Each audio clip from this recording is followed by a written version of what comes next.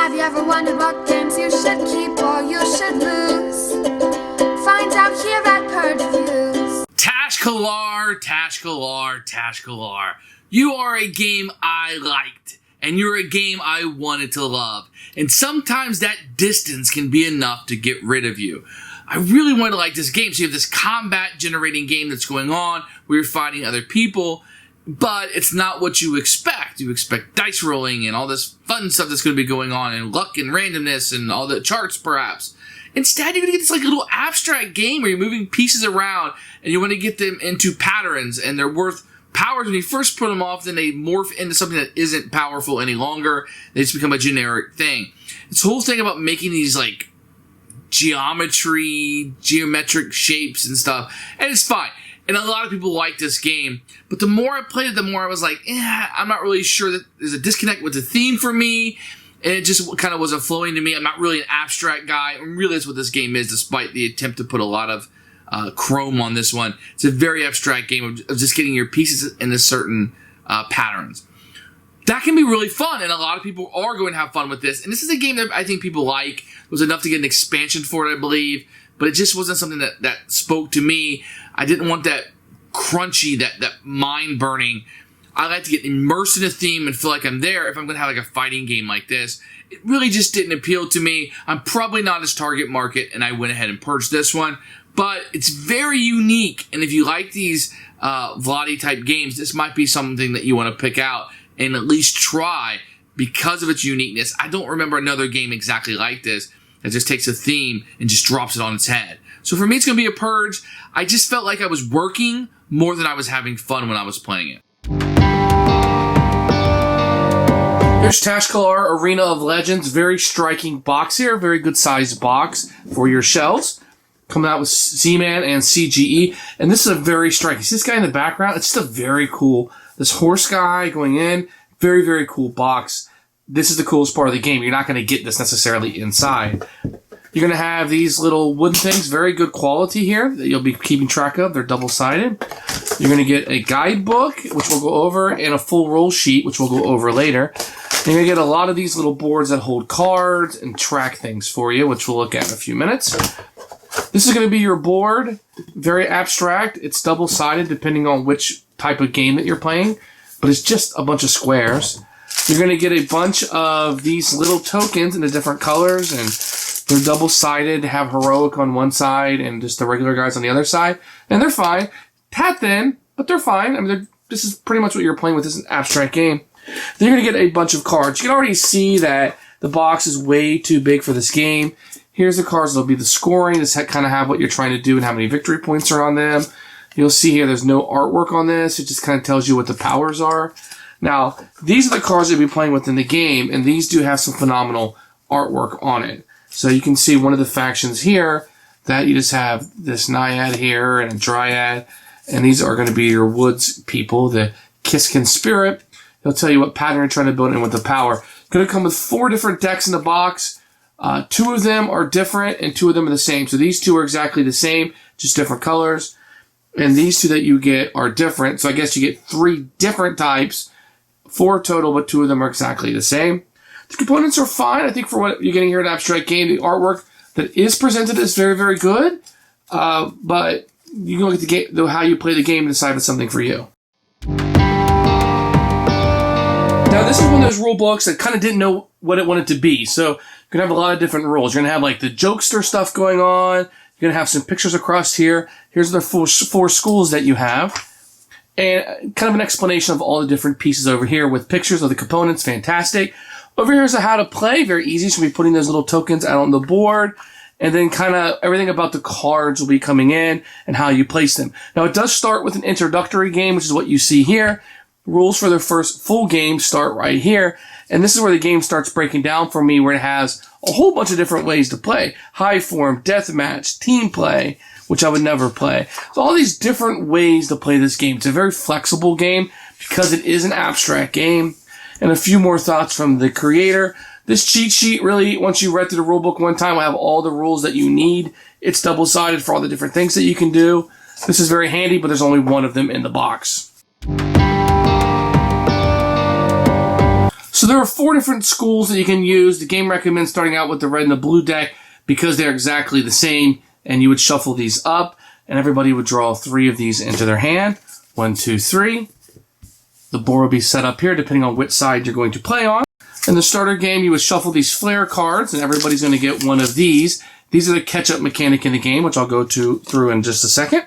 You also take these scoring cards. You'll take 3 of these, and you'll place them out on this board. And then you can just flip over the top one so you can see what's coming down next. And this is how you will score during the game. In the introductory game, you play to 6, this number of victory points. So in order to earn this card, you can only earn 1 card per turn. You destroyed at least 3 enemy pieces. At least one of them was upgraded. On one of your orthogonal lines through the central, you have 6 or more pieces. So you want to get an orthogonal line of 6 pieces. Squares on 2 opposite sides of the board are connected by a chain of your pieces.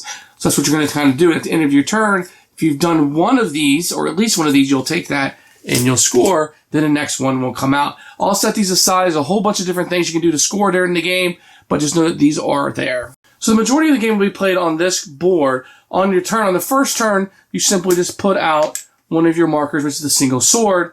And then the next player, and what you'll do on the remainder of the turns is you'll put 2 of these out on a turn, anywhere you would like on the board, and you can kind of continue to do this. So let me give you an example of what you'll be trying to do. Let's say it's infantry capping. This will tell you the area that you want these in. So what you might want to do is do something like this. And if you can get this pattern right there, and let's say one of the blue ones is right there, it will tell you that if you get that pattern, you can place one of your people out. So I could take this guy and get rid of your sword and put my guy there. And that guy is now, for that now, my infantry capital.